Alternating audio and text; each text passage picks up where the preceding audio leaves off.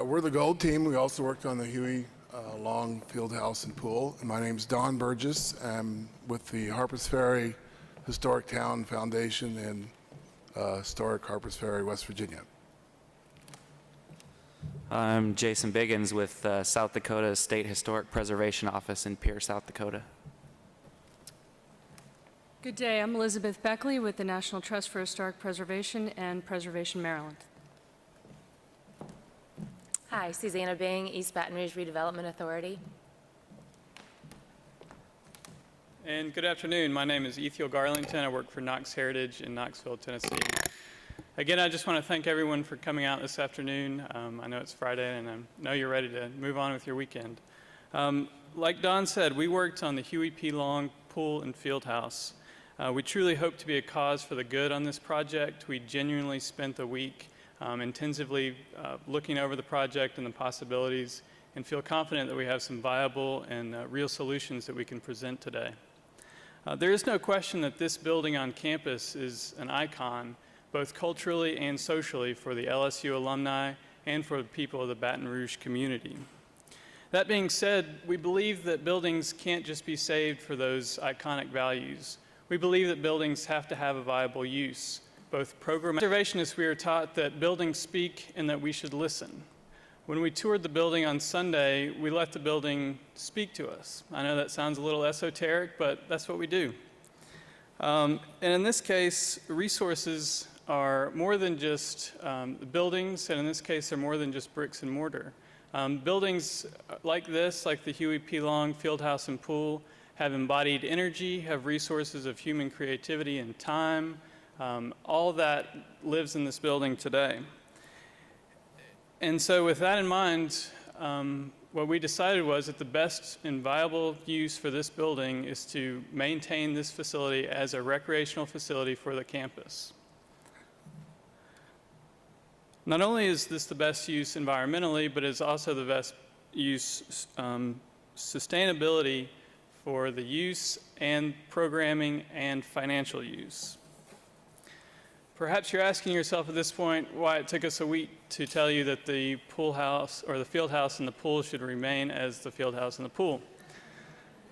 Well, I can assure you that we covered all kinds of crazy ideas. We kind of threw everything at the wall and then backed up a little bit. We carefully considered the cost of the project. We looked at tax credits, facade easements, new market tax credits, private ownership, and so on. But in the end, what we realized was that this is owned by a public institution, and a lot of those options or incentives weren't on the table. So once we agreed that this was the best use for the campus, we looked again to funding. Knowing LSU is undergoing significant budget cuts and suffers from a serious backlog in deferred building maintenance, it was clear that we would need to bring financing to the administration to make this a viable solution.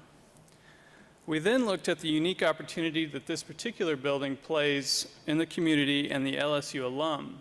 The Alumni Association has over 200,000 members, and I can assure you that a lot of those members have a special connection with this building.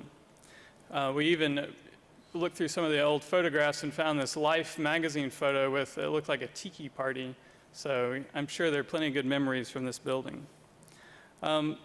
And what we found was that we knew that we had a captive audience with that alumni and the students on the campus.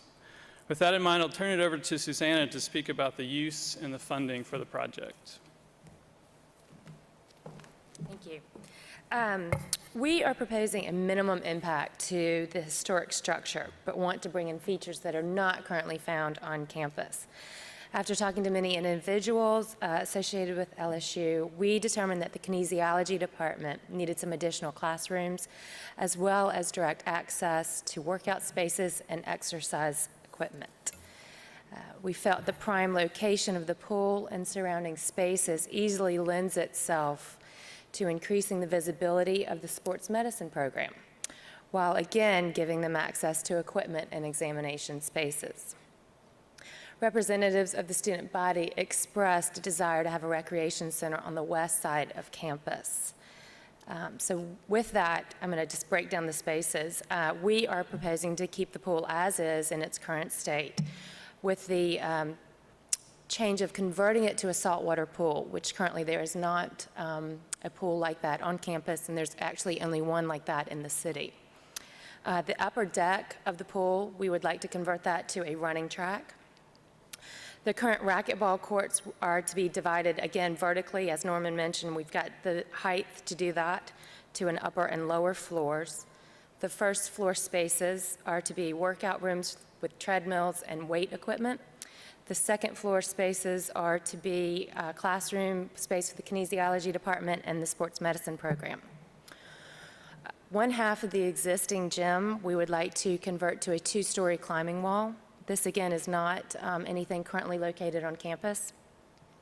The other half of the gym we would, again, divide in half vertically so that the lower floors, would be classroom space for yoga, Pilates, things of that nature. And the upper floors would be used as examination rooms for the kinesiology department and the sports medicine program.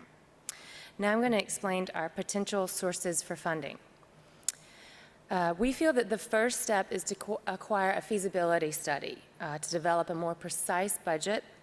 Those resources for funding are the Foundation for Historic Louisiana and the National Trust for Historic Preservation.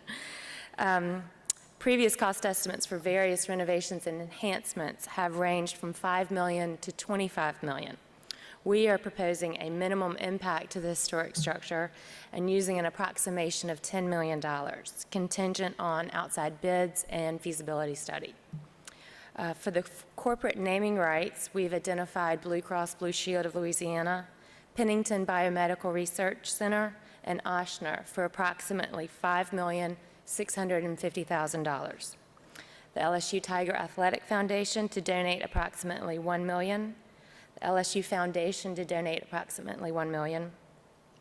The student body, through student activity fees, $1,350,000 per year, and the LSU Alumni Association to donate approximately $1 million. Now, Elizabeth is going to tell you about some of our potential hurdles we anticipate.